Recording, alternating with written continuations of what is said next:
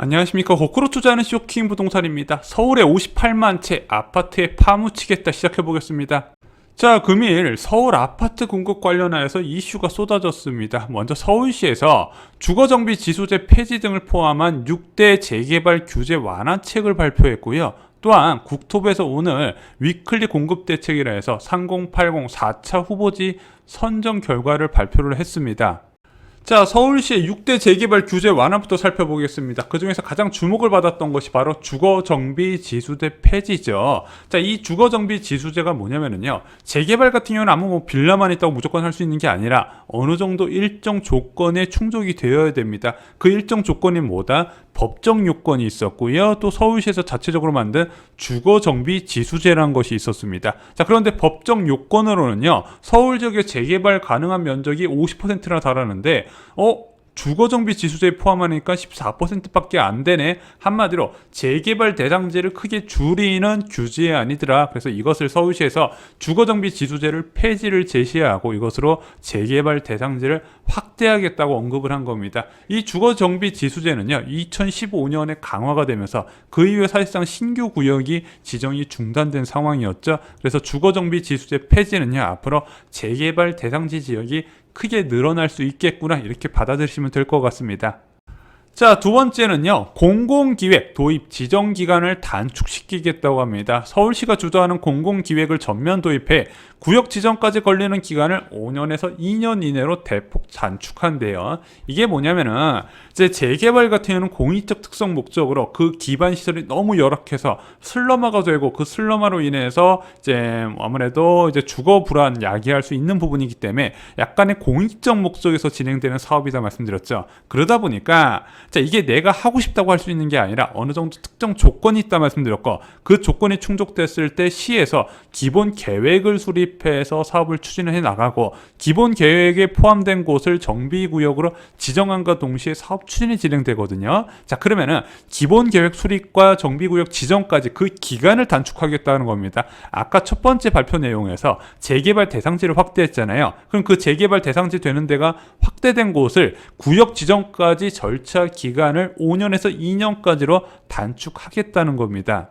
자, 세 번째 내용 살펴보겠습니다. 주민 동의율 간소화와 명확합니다. 아까도 말씀드렸지만 이 재개발 사업 같은 경우는 공익적 목적으로 그 지역의 전면적인 철거를 통한 신축 아파트 건축 과정이 있게 됩니다. 그럼 당연히 그 지역의 재산을 보유한 주민들이 어느 정도 동의를 해줘야 되잖아요. 그래서 보통 어떤 식으로 진행되냐, 구역을 지정할 때 주민 동의가 먼저 전제가 되어야 돼요. 그래서 그 주민이 보통 제안한다 표현을 하는데 10% 동의로 주민이 제안을 받으면 거기서 심사를 통해서 기본 계획이 수립되는 구조였습니다. 그런데 서울시에서는 그 주민 제안의 요건을요, 10%에서 30%로 올리겠대요. 왜? 초기 주민 간 갈등을 최소화시키겠다는 겁니다. 대신 절차를 간소화시키겠대요. 아까 주거정비 지수제에서 사전 타당성 조사가 있었는데 그것이 자연스럽게 없어지니까 주민 제안 30%만 받으면 바로 정비계획 수립을 위한 동의 3분의 2로 넘어가니까 절차는 간소화된다. 자, 그래서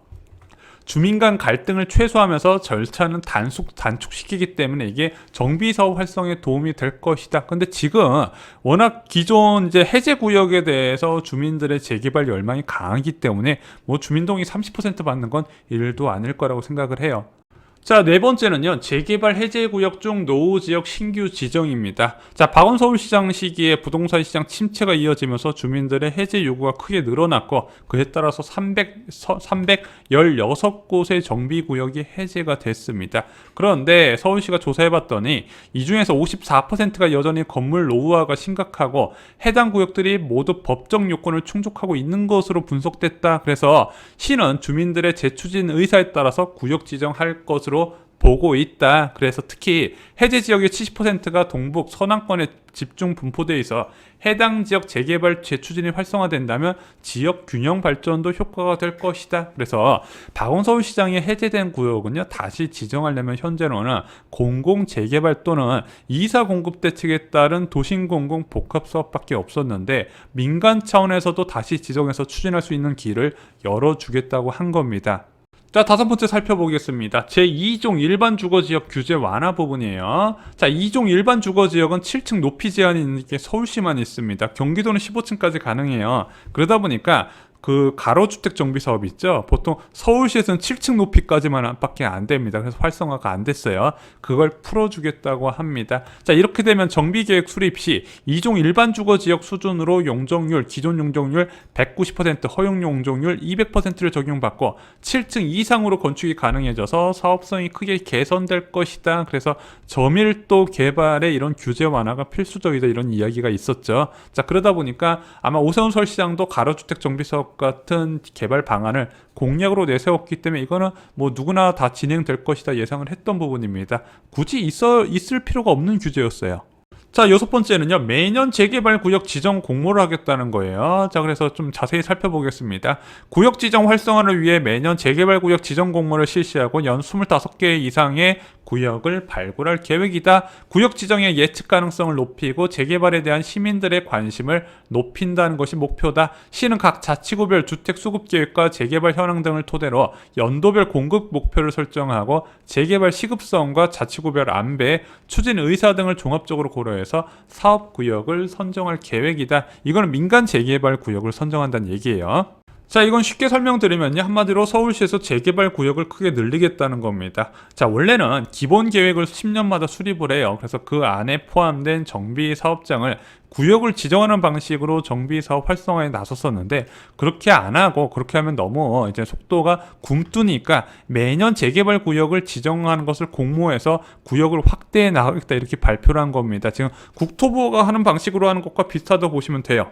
자, 투기 방지 대책은 무엇이 있나 살펴보겠습니다. 먼저 후보지 선정 전에 들어가는 투기 방지 대책은요, 재개발 구역 지정을 위한 후보지를 공모할 때 공모일을 기준으로 주택 분양 권리가 결정되는 권리 산정 기준일을 고시한대요. 자, 그래서 고시일 이후에 투기 세력의 분양권 취득을 위한 다세대 신축 등 지분 쪼개기를 원천 차단한다고 합니다. 자, 원래 이 권리 산정 기준이란 뭐냐면은 단독주택이 있어요. 이것을 다세대로 지어가지고 이제 각각 세대를 나누게 되면 각각의 세대가 주택 입주권을 받을 수 있는 권리자가 조합원이 될 수 있잖아요. 자, 이런 식으로 많이 진행되다 보면 그 재개발 구역 사업성이 크게 떨어져요. 그것을 차단하는 것이 보통 권리 산정 기준일입니다. 이 권리 산정 기준일 이후에 이런 식으로 지분 쪼개기가 차단이 되는데, 일반적으로 기본 계획 수립 이후에는 권리 산정 기준일로 취급을 해요. 자, 그런데 기본 계획 수립이 없잖아요. 그러다 보니까 서울시에서는 어떤 식으로 새로 적용을 하냐, 바로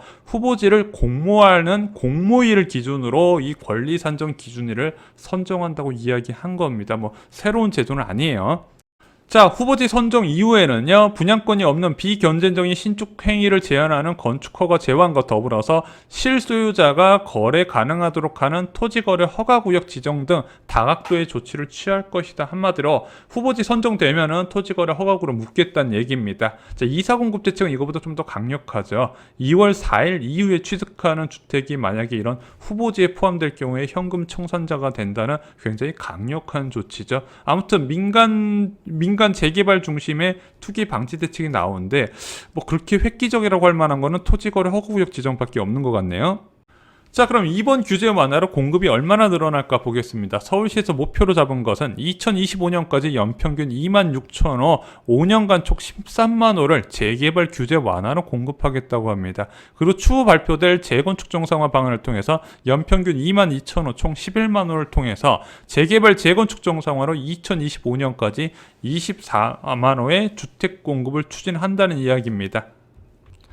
자, 그래서 2015년부터 이후 신규 구역 지정이 없었던 만큼 2026년 이후에 주택 공급 절벽 우려를 만회하기 위해서 지난 10년간 연평균 공급량의 1만 2천 호의 2배 규모를 공급한다는 목표를 잡았습니다. 자, 여기서 공급은 의미하는 거는요, 이제 분양이라고 보시면 될 것 같아요. 입주를 이야기하는 건 아니고 분양까지 2025년까지 준비하겠다는데, 제가 볼 때는 2025년까지가 아니라 2025년부터 시작일 겁니다. 그럴 수밖에 없죠.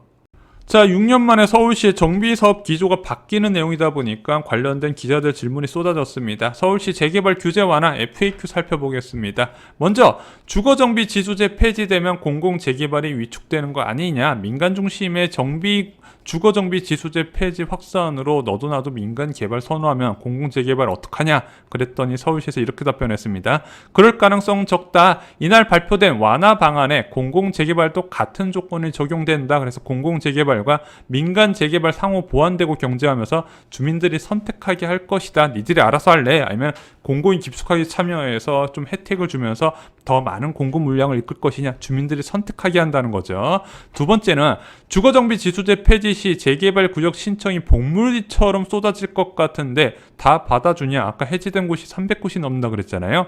그런데 서울시에서는 초반부터 본물을 잃을 것 같진 않아. 왜? 아까 초기 단계 주민 동의율이 30%로 상향되었잖아. 자, 그렇기 때문에 이 30% 받으려면 시간 좀 걸릴 것이고 구역마다 완료되는 기간이 다를 거기 때문에 그때 받아서 접수해서 처리하겠다. 다 받아줄지 말지는 일단 이야기는 안 했는데 조건이 되면 다 받아준다는 것처럼 보여지네요. 자, 마지막으로 정부는 공공주도, 서울시는 민간 재개발에 방점을 찍었다. 서울시는 정부와 다른 길을 가는 것인가? 그렇게 물어봤더니 각각의 조건과 장단점이 다르고 그에 따라 시장에서 자연스럽게 선택이 이뤄질 것으로 예상한다. 이렇게 이야기를 했습니다. 자, 추가로 공공기획은 정부 주도 공공개발과 어떤 점이 다른가? 물론 많이 다르죠. 자, 이 공공기획은요, 구역 지정까지의 기간을 좀 대폭적으로 단축시키겠다는 의미입니다. 또한 수시로 지정하는 방식으로 바꾸겠다는 거예요. 서울시에서는 어떻게 답변했냐? 공공기획은 정비계획을 수립하기 전에 계획을 공공성을 담보하기 위한 가이드라인 정도로 보면 된다. 성냥갑 아파트를 개선하고 단지 특화 디자인을 유도하는 등의 효과가 있다. 민간, 공공 모두 공공기획이 도입될 수 있다. 다섯 번째 질문, 재건축 로드맵은 언제 나오냐? 지금 재건축 과열에 이제 섣불리 손을 못 대고 있죠. 자, 그런데 지금 서울시와 국토부가 추가적인 부동산 안정화 대책을 마련 중에 있다고 합니다. 그 이후에 재건축 로드맵과 물량을 발표할 계획이라고 그래요. 그래서 아마 추가 부동산 대책이 나오면서 이제 규제 완화 방안 등이 나올 것 같습니다. 그래서 지금 중요한 게 민간과 공공을 주민들이 선택할 수 있게 해주겠다고 그랬잖아요. 그럼 그거에 대한 각각의 장단점을 비교해서 말씀을 드리겠습니다. 자, 궁금한 게 있어요. 이번 재개발 활성화 대책 시의회에서 동의할까 부분이에요. 지금 서울시장이 할 수 있는 게 많지는 않아요. 왜냐하면 조례를 바꿔야 되는 규제 완화 부분은 시의회에서 동의를 받아야 되는데 시의회는 지금 여당이 꽉 잡고 있죠. 그래서 기자가 질문한 겁니다. 야, 2종 7층 완화는 조례 개정 사항이다. 시의회 동의에서도 찬반 의견이 많은 걸로 아는데 야, 바로 추진 가능하겠냐? 그랬더니 이제 서울시는 이렇게 답변한 겁니다. 이번안 발표하기 전에 충분히 시의회와 교감한 다음에 마련한 것이다.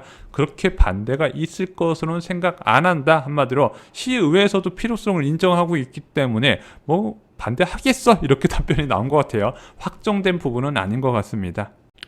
자, 이제 국토부 위클리 주택공급 브리핑 살펴보겠습니다. 자, 공교롭게도 오늘 도심 공공주택 복합사업 4차 선도사업 후보지가 발표됐어요. 일단 서울 중랑구 지역에 5개의 구역 4,177호가 지정이 됐고요. 인천 지역에서 7,366호가 지정이 됐습니다. 3개 구역인데 7,300호예요. 규모가 굉장히 큽니다. 그래서 현재까지 발표된 서울 지역의 공공정비사업 추진 현황을 보면요. 5.16 공급 대책에 따른 공공재건축과 공공재개발은 이제 여전히 한 27,000호 규모로 변동사항은 없는데 2.4 공급 대책에 따른 도심 공공주택 복합사업 추가 지정이 되면서 전체적으로 79,700호 약 8만 호 정도의 공공정비사업 구역이 지정됐습니다. 23.4%를 달성을 한 거예요.